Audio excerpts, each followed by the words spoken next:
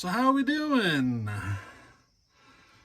So today we're going to work on Andrew's Pioneer here a little bit more, and we'll see how far we get. We're going to see if we can get the carb in, and I don't know what else we'll get into from there. Alrighty. So guys, this is the moment of truth to see if my mod is going to work. See if we can get this carburetor installed with new linkage and a choke and everything. So here we go. Moment of truth.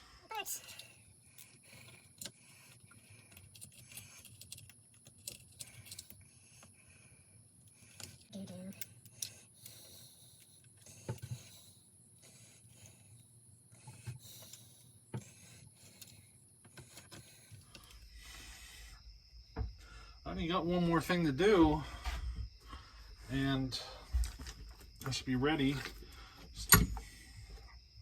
to get it ready for a test run. And that's this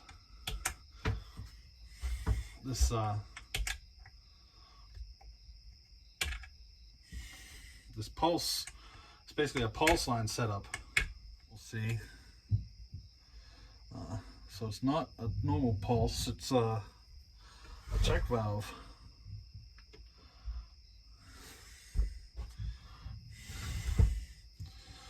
So this means it's a vacuum system, so it works on vacuum. All right.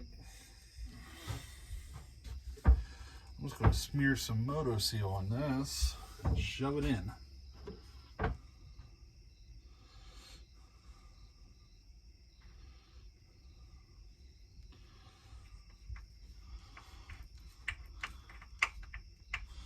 There we go. She's blocked. Let me give you a close-up shot. So there's where I had to plug that port up. So we should be just fine there. Here's our carburetor all set up. I put it in this way. I didn't want to do a whole lot of mods on the carb and stuff because now everything lines up for the high and low jets, you know. It's as close to factory as I can get her. There's our linkage headed back to our throttle, linkage headed back to the choke, and you can see how it comes up and out. Now there was a huge hole here from the primer. You see I JB welded it.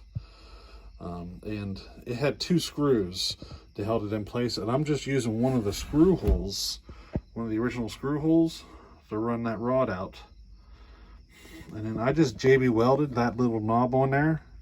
I don't know how well it's going to hold, but it doesn't take much effort to move the choke, you know, so it shouldn't be, I don't think we'll have too much issue there, but everything's working. You know, now the fuel line, I just kind of made a loop, you can see, and ran it into the inlet port.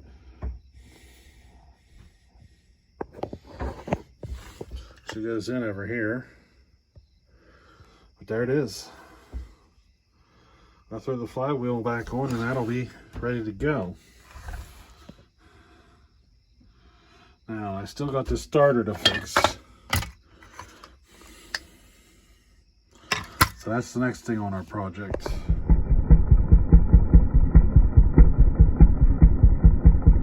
So Andrew, we do have a broken recoil spring on the very last wind.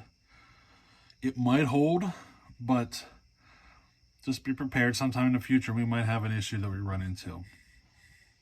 It is different than a Homelite, and I only have Homelite parts, so we might be looking for a spring. But let's see if this fix even works before we even think about getting into that, because we might end up just replacing the whole starter eventually, you know what I mean? So let's see. Now I've got a washer here roughed up.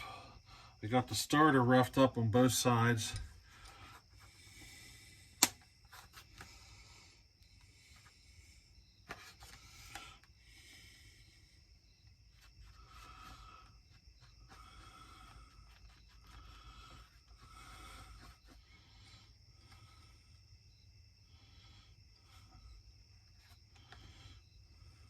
So that's what she looks like right now. I have no idea if this is going to work. Oh, Andrew, you see right over there on the edge? That's where she's broke. She might hold, she might not. It seems like it's on the last coil. So, I wouldn't do anything yet. Let's wait and see how this goes. You know, we might get another one with another starter or something. We'll see. But she's JB welded into place. We'll see what happens. I'm gonna have to go in there and clean it up a little bit with the grinder afterwards, but we'll see. Well, that's as far as I can take it for tonight. We're back to the point of waiting for JB Weld to dry, you know. A lot of waiting and waiting and waiting. But that's all right. We'll get to it. The next time I touch this saw, I should be looking to start it. So, you know, that'll be a good day, hopefully. Hopefully. Cross your fingers, right? So, hey, we'll catch you on the next one. All right, later.